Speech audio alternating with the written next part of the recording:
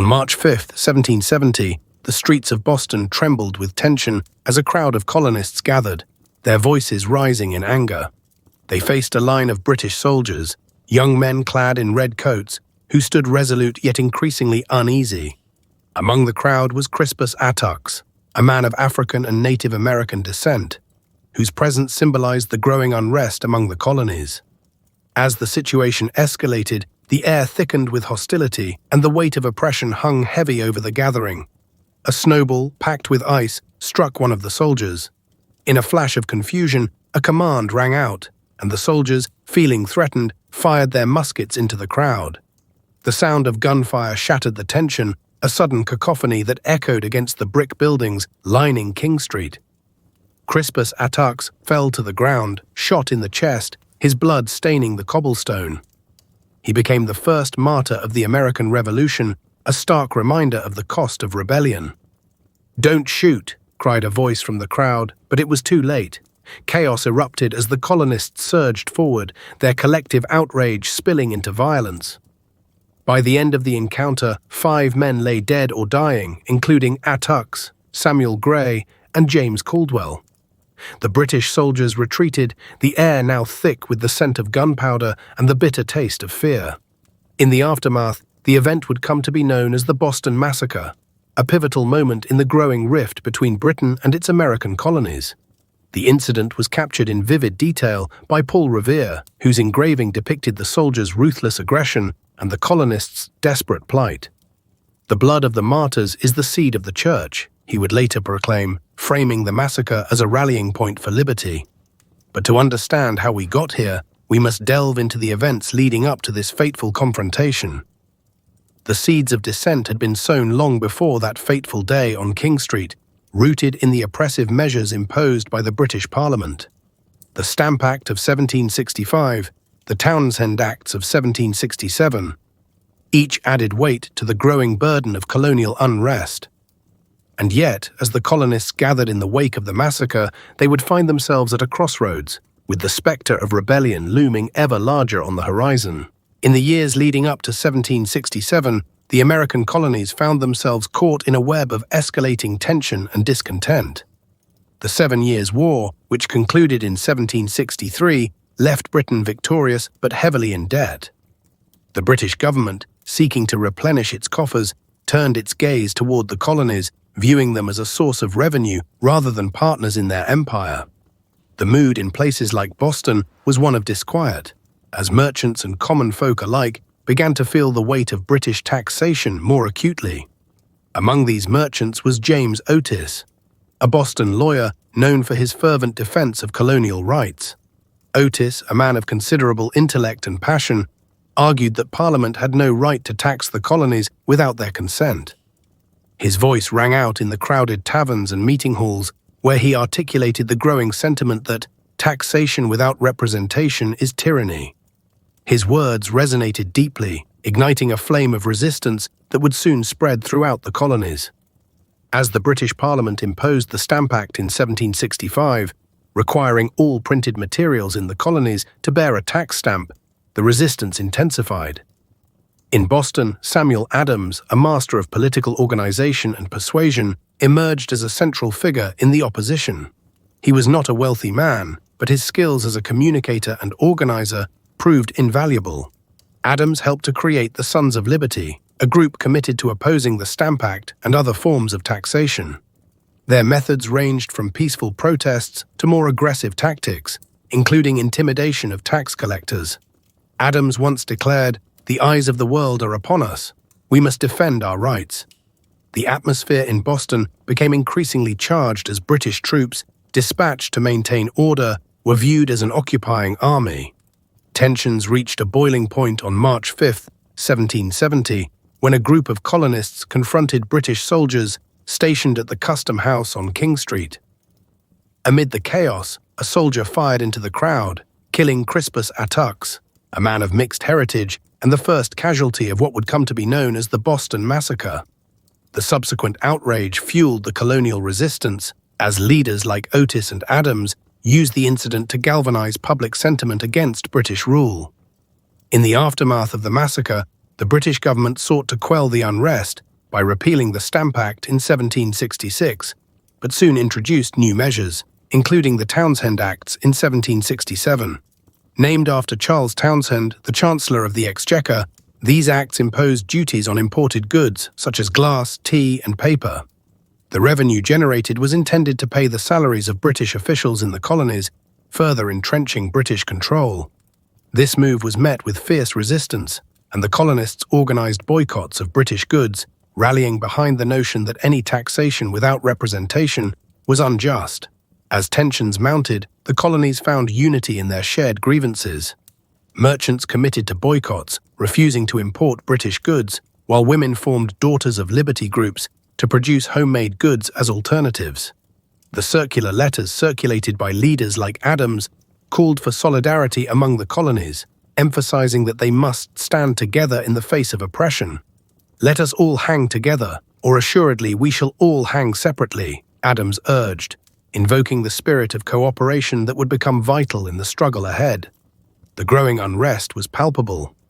Meetings in taverns became hotbeds of revolutionary sentiment, where ordinary citizens became inspired to take action. The phrase, "no taxation without representation," became a rallying cry, echoing through the streets of Boston and beyond. The colonists demanded a say in their governance, insisting that they should not be subjected to laws imposed by a distant parliament in which they had no representation. In this charged atmosphere, the British government remained adamant. Lord North, the Prime Minister, dismissed the colonial concerns, believing them to be the grumblings of a few. However, the colonists were not merely a disjointed group of malcontents. They were a burgeoning society seeking to define their identity. The colonial press, with its pamphlets and newspapers, played a crucial role in shaping public opinion. Writers like Thomas Paine and John Dickinson eloquently articulated the case against British rule, bringing to light the injustices faced by their fellow colonists.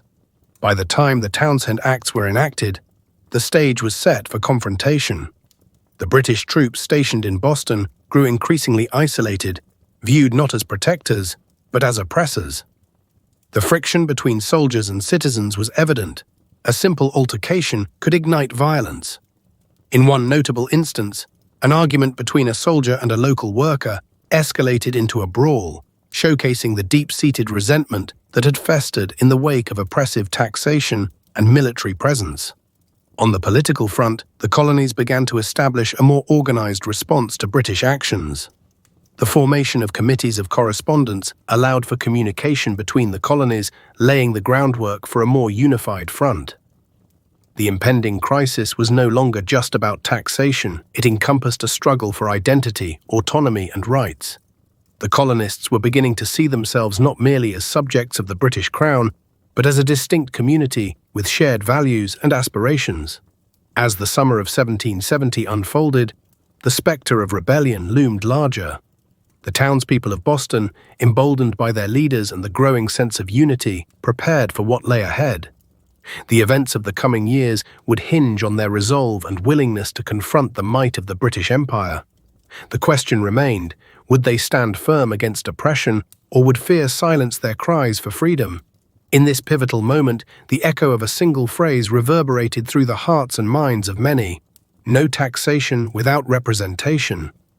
This became the foundation of a burgeoning movement that would soon ignite a revolution, forever altering the course of history. In 1767, the British Parliament, seeking to replenish its coffers after the costly 7 Years' War, enacted a series of laws known as the Townshend Acts.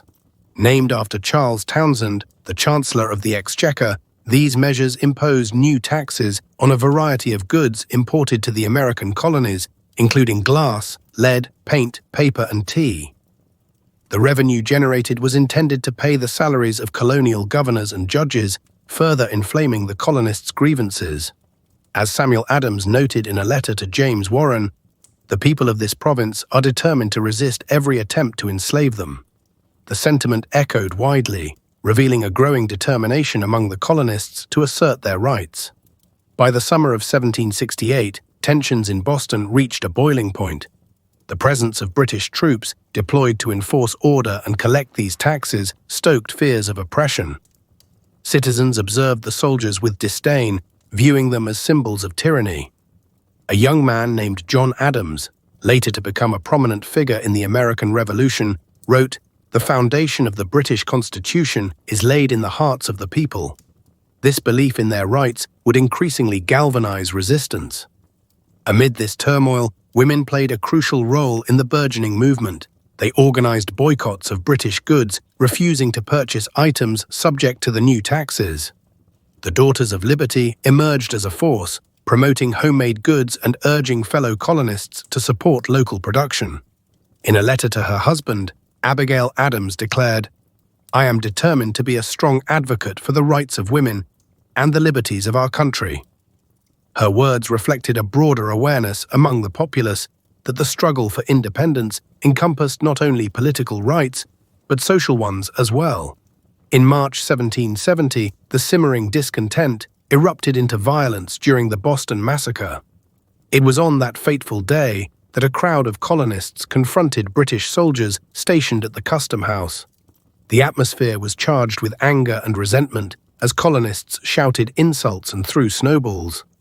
Captain Thomas Preston, commanding the soldiers, ordered them to hold their fire, a command that would soon be disregarded.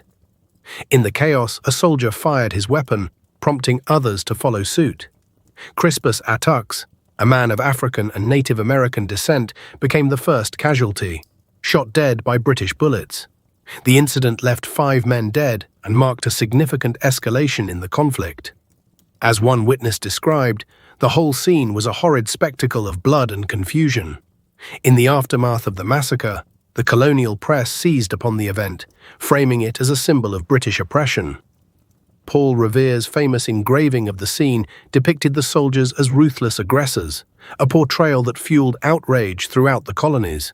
The rhetoric of revolution began to take shape, as leaders like Adams and Revere rallied their fellow citizens to the cause. Adams articulated the prevailing sentiment. "This is a time for action, not words. We must stand united against tyranny." The Townshend Acts began to unravel under the weight of popular dissent. In 1770, Parliament repealed most of the taxes, except for the one on tea, a decision that aimed to placate the colonists while maintaining a semblance of authority. However, the damage was done. The colonial spirit had been awakened, and the belief that they could resist British rule had taken root. The unresolved tensions highlighted the fragility of peace in the colonies as both sides became increasingly entrenched in their positions. As the years progressed, the call for independence grew louder. The Boston Tea Party of December 1773 marked a pivotal moment in this growing confrontation. Colonists, dressed as Mohawk Indians, boarded British ships and dumped 342 chests of tea into the harbor in protest against the Tea Act, which granted the British East India Company a monopoly on tea sales in the colonies.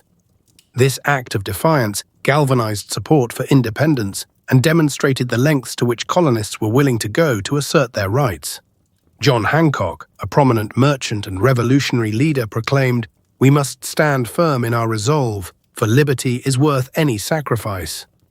By April 1775, the situation had escalated dramatically. British troops marched toward Lexington and Concord to seize colonial arms and arrest revolutionary leaders. The midnight ride of Paul Revere became legendary as he warned the countryside of the impending British advance. "The regulars are coming," he shouted, igniting a spark of resistance. As the first shots rang out at Lexington, the phrase, "the shot heard round the world," would forever echo in the annals of history, marking the beginning of the American Revolutionary War. The events of the preceding years had transformed a disparate collection of colonies into a united front against perceived tyranny. The struggle for rights had morphed into a broader quest for independence as colonists began to envision a future free from British control. Their belief that they were fighting not just for taxes, but for their very identity and self-determination became a rallying cry. In the months that followed, the Continental Congress convened, uniting delegates from across the colonies to deliberate on their next steps. As Thomas Jefferson wrote in a letter to a friend, "We are all embarked in a great cause and must act with courage and determination." The road to independence was fraught with peril, but the momentum had shifted irrevocably.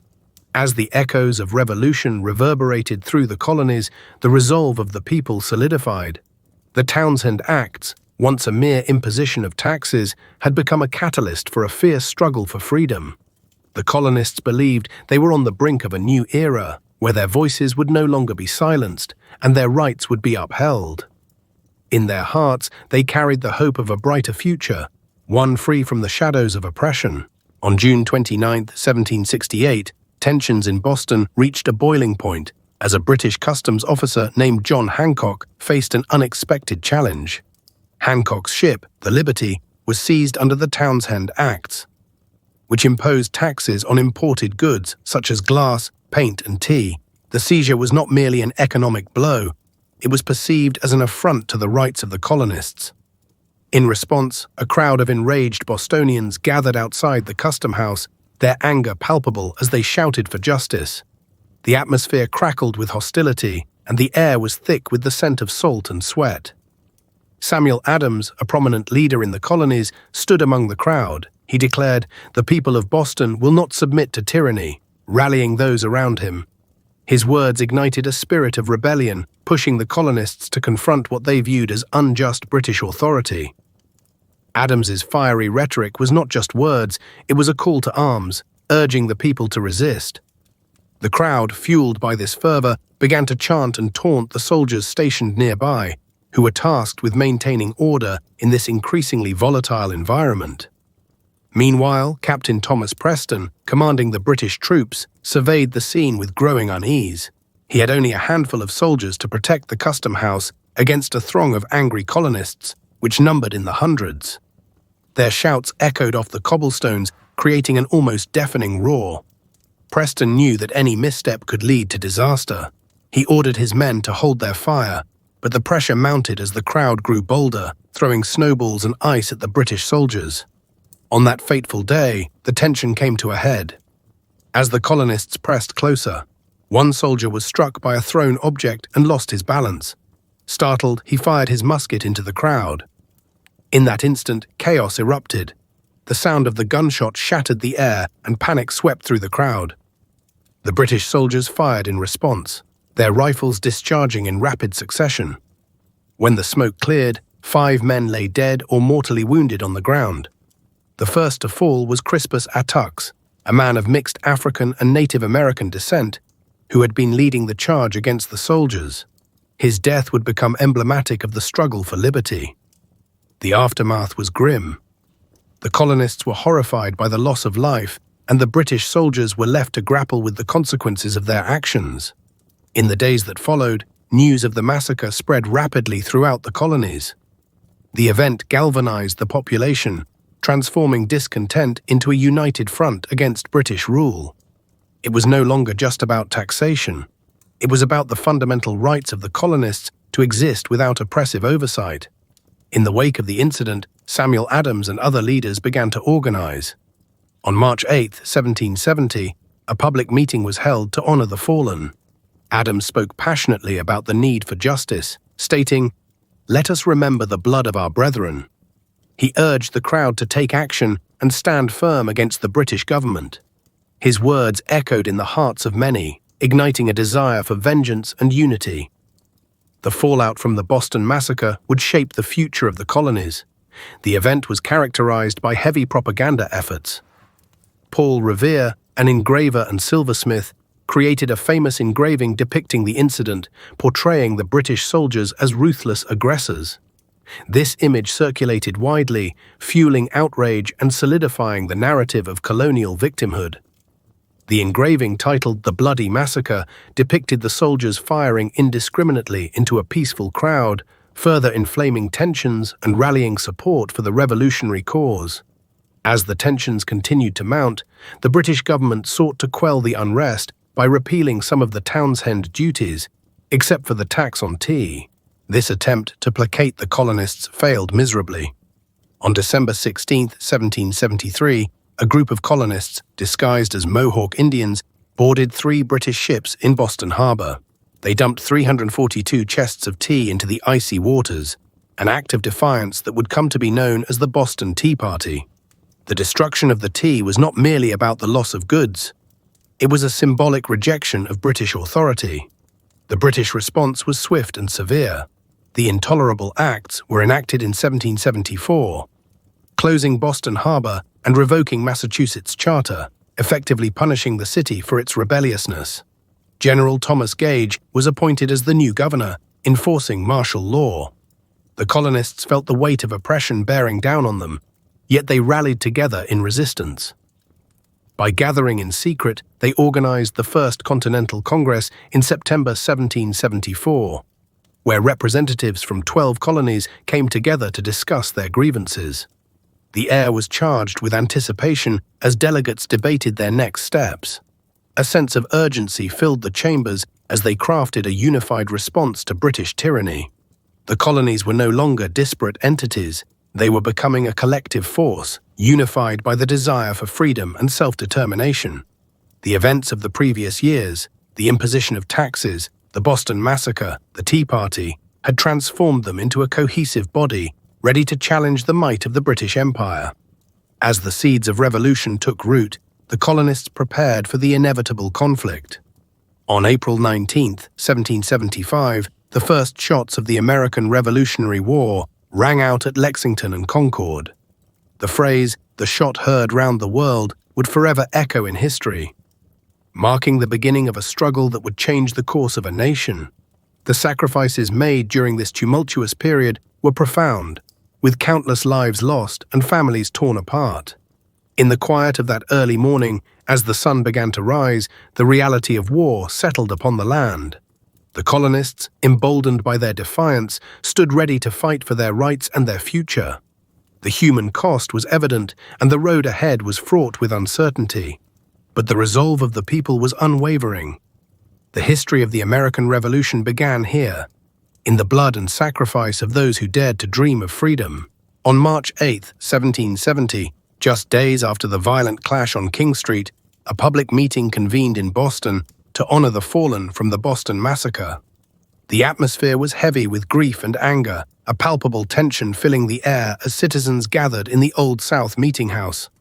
This building, which had served as a hub of political discourse, became a crucible for revolutionary fervor.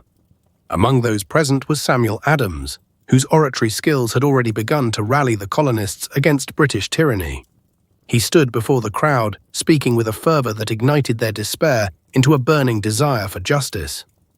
Adams declared, "This is the first of the sacrifices. Let us not forget the blood that has been shed for our liberty." His words resonated deeply, reminding everyone that Crispus Attucks and the other victims, Samuel Gray, James Caldwell, Samuel Maverick, and Patrick Carr, were not mere statistics, but individuals who had lived and breathed, each with families and dreams. The crowd murmured in agreement, the gravity of their loss morphing into a collective resolve. In the days following the massacre, tension continued to mount. The British soldiers, having fired upon unarmed civilians, found themselves increasingly at odds with the local populace. Captain Thomas Preston, who had commanded the troops during the incident, faced severe backlash. He was arrested and charged with murder, a move that exemplified the colonists' thirst for accountability. The trial that ensued would become a focal point for both sides of the escalating conflict. As the trial progressed, John Adams, who reluctantly agreed to defend Preston, found himself at the nexus of a moral quandary. He believed in the right to a fair trial, even for a man whose actions had resulted in the death of Bostonians. In his defense, he argued that Preston was merely following orders and acted in a moment of panic. Adams famously stated, "The law is the law. We must have justice, not vengeance." His defense drew ire from many in the community, yet it also showed a commitment to the principles of justice that would later define the American legal system. Meanwhile, the atmosphere of Boston was thick with rumors and unrest. The Sons of Liberty, a group founded to resist British oppression, grew increasingly organized, calling for boycotts of British goods. One prominent figure, John Hancock, used his wealth and influence to support these efforts. Merchants began to refuse to import British tea, textiles, and other goods, setting a precedent for a unified colonial response to economic coercion. The Townshend Acts, which had instituted taxes on everyday items like tea, glass, and paper, were increasingly viewed as an affront to colonial autonomy. The cries for no taxation without representation grew louder, resonating throughout the colonies. The spirit of resistance burned brightly, fueled by the collective grief over the massacre and the ongoing injustices faced at the hands of the Crown. On June the 10th, 1772, another pivotal moment occurred. The Gaspee, a British customs schooner, ran aground in Narragansett Bay. Colonists, resentful of British enforcement of trade regulations, boarded the vessel and set it ablaze. This act of defiance was a clear signal that the colonists were no longer content with passive resistance. They were willing to take bold action against British authority. News of the burning of the Gaspee spread quickly, further solidifying unity among the colonies. As summer turned to fall, the increasing tensions culminated in the formation of the First Continental Congress, convened in Philadelphia in September 1774. Delegates from 12 colonies came together, forming a unified front against British oppression. Samuel Adams, John Hancock, and others rallied support for a coordinated response to the intolerable acts, which had been imposed by the British Parliament in response to the unrest in Boston. The Congress endorsed boycotts of British goods and called for the establishment of local militias, preparing for a potential armed conflict. By April 19, 1775, the situation reached a breaking point. British troops marched to Concord, aiming to seize colonial arms and munitions. The alarm was raised by Paul Revere and others, warning that the British are coming. The confrontation at Lexington and Concord marked the beginning of armed conflict between the colonies and Britain. The shot heard round the world was fired, signaling that the struggle for independence had escalated into a war. As the revolution unfolded, the lives of those who had gathered in the Old South Meeting House were forever changed.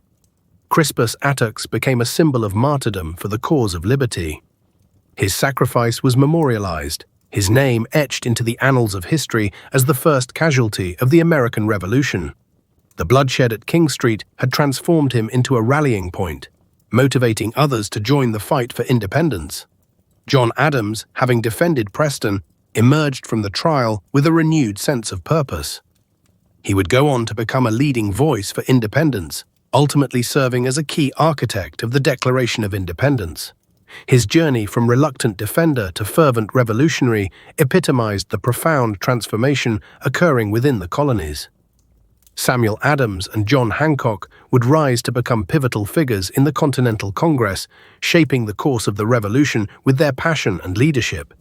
Their determination to resist British rule became a driving force, inspiring countless others to take up arms in the fight for their rights. As the years passed, the conflict that had begun with the Townshend Acts and the Boston Massacre would lead to the establishment of a new nation. The ideals of liberty, equality, and justice were enshrined in the hearts of those who had suffered and fought for their beliefs. The echoes of their struggle resonated through history, a testament to the courage and resilience of those early revolutionaries.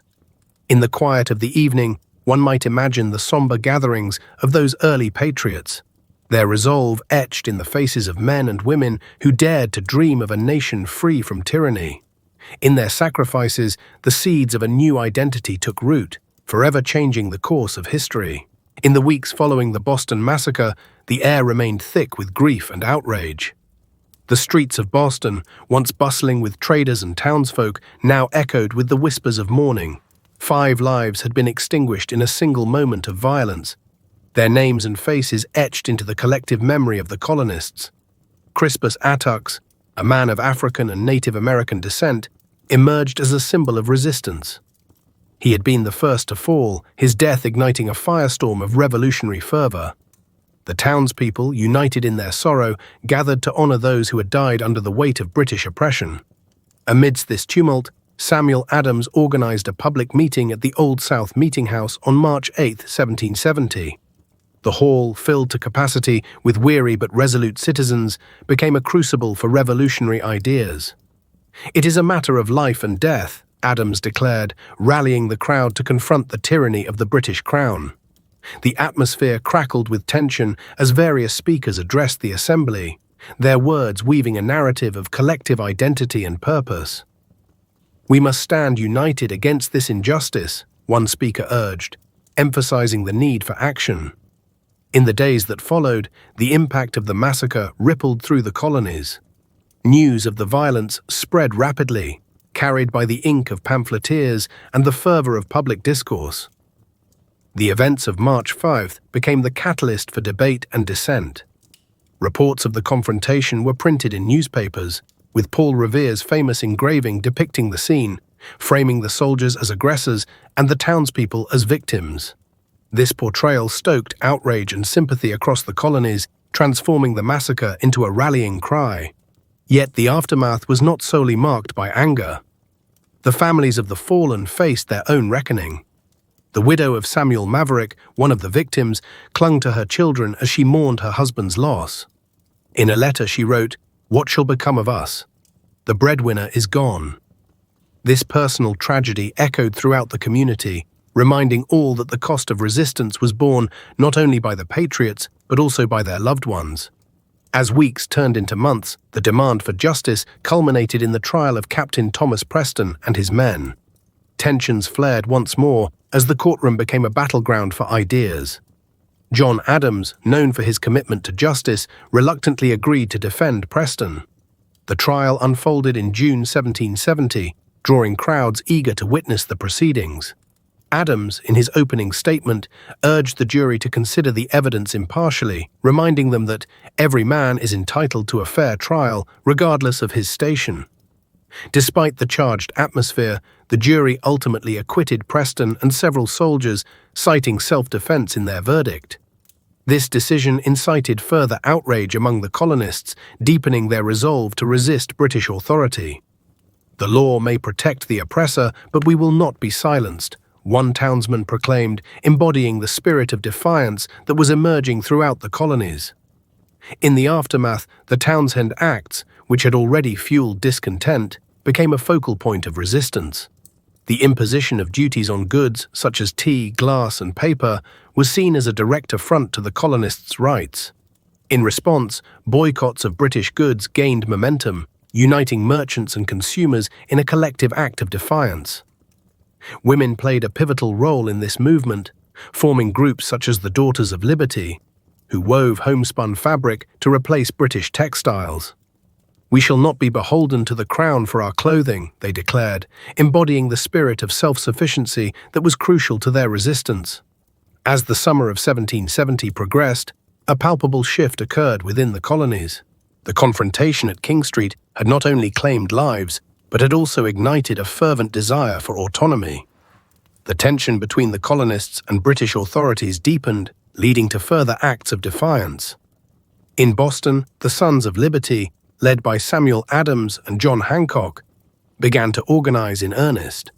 They formed committees to disseminate information and coordinate resistance efforts across the colonies, laying the groundwork for a broader revolution. The month of September brought with it the anniversary of the Boston Massacre. The townsfolk gathered once again at the Old South Meeting House to commemorate the fallen and to recommit themselves to the cause. A somber mood enveloped the assembly as they lit candles in remembrance. "They did not die in vain," one speaker proclaimed, their voice unwavering. "Their sacrifice shall fuel our struggle for liberty." Yet even as they honored the past, the complexities of the human experience unfolded in quiet homes and bustling markets. Families continued to navigate the challenges of daily life, grappling with hunger and economic hardship. The winters were harsh, and the specter of poverty loomed large. But within this struggle, a sense of community emerged, as neighbors banded together to support one another. By the end of 1770, the seeds of revolution had been sown deep within the hearts and minds of the colonists. The Boston Massacre, once a moment of tragedy, had transformed into a pivotal chapter in the fight for independence. The cries for justice and freedom echoed through the streets, reverberating in the hearts of those who had witnessed the violence. The world had irrevocably changed, and the colonists, now bound by a shared purpose, prepared for the tumultuous journey ahead, where the ideals of liberty and self-determination would come to define their struggle. In the quiet that followed, the memory of those lost lingered like a shadow, a reminder of the cost of resistance. The names of Crispus Attucks, Samuel Maverick, and the other victims became etched in the collective consciousness, their sacrifice serving as a guiding light in the pursuit of justice and freedom. In the aftermath of the Townshend Acts and the growing unrest that followed, the events in Boston became pivotal moments in the narrative of American independence. The repercussions of these measures reverberated throughout the colonies, shaping the very fabric of the emerging nation. By the summer of 1770, the tension that had simmered in the streets of Boston was palpable, igniting a fervent desire among the colonists for liberty and self-governance. Samuel Adams, a central figure in the resistance, recognized the significance of these events, stating, "It does not require a majority to prevail, but rather an irate, tireless minority keen to set brush fires in people's minds." This sentiment would fuel the revolutionary spirit that swept across the colonies. The Townshend Acts, which imposed duties on imported goods such as glass, paper, paint, and tea, were met with fierce opposition. The colonists viewed these taxes not simply as economic burdens, but as direct assaults on their rights as Englishmen. The phrase, "no taxation without representation," became a rallying cry, echoing through taverns, homes, and public gatherings. By the time the Boston Massacre occurred in March 1770, the stage was set for a radical transformation. The memory of the Boston Massacre, particularly the tragic death of Crispus Attucks, would become enshrined in the collective consciousness of the colonies. Attucks, a man of African and Native American descent, was one of the first casualties of the clash with British soldiers. His story was woven into the fabric of American law, symbolizing the fight against oppression and the quest for equality. In the years that followed, his name would be invoked as a martyr for the cause of liberty, a powerful emblem of the diverse coalition that would come to define the revolutionary movement. Historians often reflect on how the narratives of these events were constructed and reconstructed over time. The early accounts, such as those penned by Paul Revere and others, sought to depict the British soldiers as aggressors, heightening the emotional resonance of the massacre. Revere's famous engraving, which portrayed the soldiers firing into an unarmed crowd, became a potent piece of propaganda, shaping public perception, mission, and galvanizing support for the patriot cause. This image, coupled with the growing discontent over ongoing taxes and British rule, propelled the colonies toward a united front against perceived tyranny. As the years passed, the events of 1770 were mythologized, often overshadowing the complex realities of the time. While the Boston Massacre and the Townshend Acts were critical flashpoints, they were also part of a broader tapestry of colonial resistance. The formation of the Committees of Correspondence in 1772, for example, allowed for communication and coordination among the colonies, fostering a sense of solidarity and shared purpose. The brutal realities faced by common people, farmers, laborers, and merchants, were often eclipsed by heroic narratives of leaders like Adams and Hancock. Yet it was these ordinary individuals, driven by a desire for justice and equity, who formed the backbone of the resistance. In 1773, as tensions continued to escalate, the Boston Tea Party served as a dramatic culmination of colonial grievances. The Act of Defiance, where colonists disguised as Mohawk Indians dumped 342 chests of British tea into Boston Harbor, was a direct response to the Tea Act, which granted the British East India Company a monopoly on tea sales in the colonies. This brazen act of rebellion ignited outrage in Britain and further entrenched the divide between the two sides. The British government, in turn, responded with punitive measures, including the Coercive Acts of 1774, which aimed to quell the dissent, but instead fueled the fires of rebellion. By the time the battles of Lexington and Concord erupted in April 1775, the legacy of the Townshend Acts had transformed into a full-scale revolution. The struggle for independence was no longer simply about taxes, it was about the fundamental rights of individuals.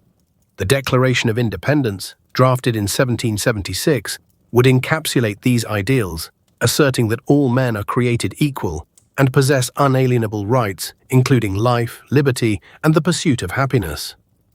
This document, born from the ashes of conflict and sacrifice, became the foundation upon which the United States was built. The legacy of the Townshend Acts and the events that followed did not solely reside in the birth of a nation.